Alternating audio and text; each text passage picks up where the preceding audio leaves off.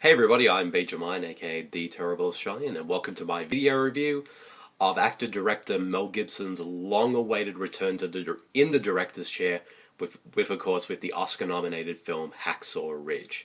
So let's get right into it. Now, first of all, I gotta apologize. This one's been in the works for a while now, and I've only just finally gotten around to reviewing this film, and as well a bunch of others that I've seen a few months ago.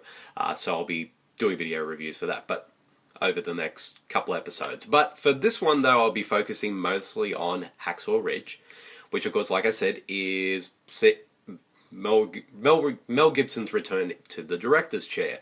And I know sort of over the last couple of years, Mel Gibson has had quite the, I guess, quote-unquote, sullied reputation with what has happened in his life over the past 10 years, which, you know, that's a whole different story altogether, so I won't go through that again now. So, but there's still no denying the fact that he is an incredibly talented actor, and probably even more so a very talented director. I mean, I've been a big fan of all of his previous works as a director. His very first film, The Man Without a Face, which I thought was really solid. Of course, Braveheart is an absolute classic, and I absolutely loved The Passion of the Christ, which I honestly think was one of the best films of the noughties, and of course Apocalypto, which was really awesome as well. So this film, Hacksaw Ridge, is his first directorial film since Apocalypto, so it's been about 10 years in between films, and understandably what has happened in his life, you can understand why it's been so long for him to get another sort of a film as a director off the ground.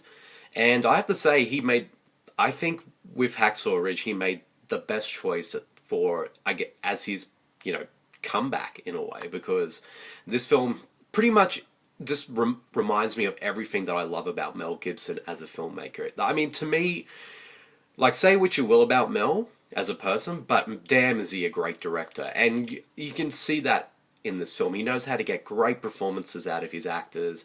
He knows how to superbly direct great action set pieces. Yeah, the set pieces themselves can be really gory and pretty violent, but he never. But he does it in a way that's really unflinching, and that when any kind of sort of violent scene happens in this film, particularly during the actual sort of the assault on Hacksaw Ridge, which is just a phenomenally amazing sequence, you're just absolutely riveted by everything that's happened on screen. And I guess the main reason why that is the great first half, which is kind of like, feels like this sort of very nostalgic, almost kind of Hallmark kind of feel to the 1940s, where we follow our main character Desmond Doss, who in the film is played by Andrew Garfield, as him being in a small country town in the US, and him sort of going through struggles, being in the army and being a conscientious objector because of his faith, and and how he sort of deals with that, especially with how the army sort of reacts to him, like calling him a coward and almost kind of mentally unill because the man won't touch a weapon or kill another human being. And the film is a really compelling story, and I never really heard of the true story of Desmond Doss until this film came out.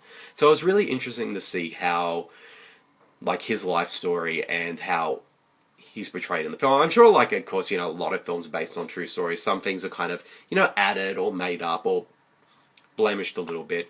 But it's a really compelling story of a man who doesn't back down for what he believes in. Like, I know regardless whether you're a person of faith or not, there's a lot to admire about Desmond Doss, that no matter what you believe in, you got to admire that the fact that everyone kept telling him to do this one thing that he didn't want to do, and he never backed down from doing it. And he did it in a way that, and you can understand why he didn't want to do it, especially when you kind of look at sort of the flashbacks in the film about his childhood and him growing up with his alcoholic father, who in the film is played wonderfully by Hugo Weaving. And, like, you can understand why his character the way he is, and you can understand why he stands by his convictions. And to me, this is one of the sort of I would say this film is a faith-based film in a way, but this film to me it's one of the rare ones that have been out in the last few years that doesn't feel like it's talking down to the audience or doesn't make almost as trying to be preachy. So this film kind of just shows us how this man is dealing with his faith and showing what his faith brings courage to him. Like, even though, yes, he won't touch a weapon, but it sure does gives him the strength to do other things, to save other people's lives, even saving the lives of the enemy as well. And Andrew Garfield just does a great job at portraying that in the film. And I know some people might kind of sort of shrug at his kind of aw shucks kind of approach to the role, but he does a really good job. But everyone in the cast is really good as well.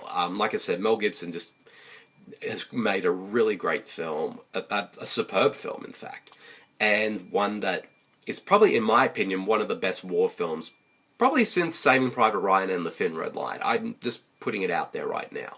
Actually, no, I take that back. Probably the best war film since Letters from Iwo Jima, and which I think is one, also like Saving Private Ryan and The Thin Red Line, one of the best war films ever made. So to me, Hacksaw Ridge is the best one since that one. So I absolutely loved Hacksaw Ridge. I think it's a great film. And it's great that an Australian-made film, yeah, that has done so well and has picked up acclaim and box office everywhere, and as well as being nominated at the Oscars as well. Yeah, it makes me feel proud as an Aussie. And also kind of seeing Mel coming back to Australia to make this film just makes me really proud as well.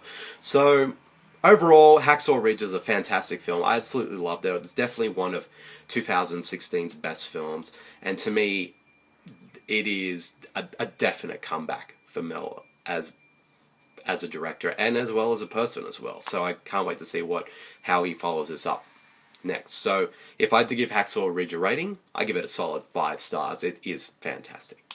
So yep, that's the end of my video review of Hacksaw Ridge. I hope you guys all enjoyed it, and I'll see you all later.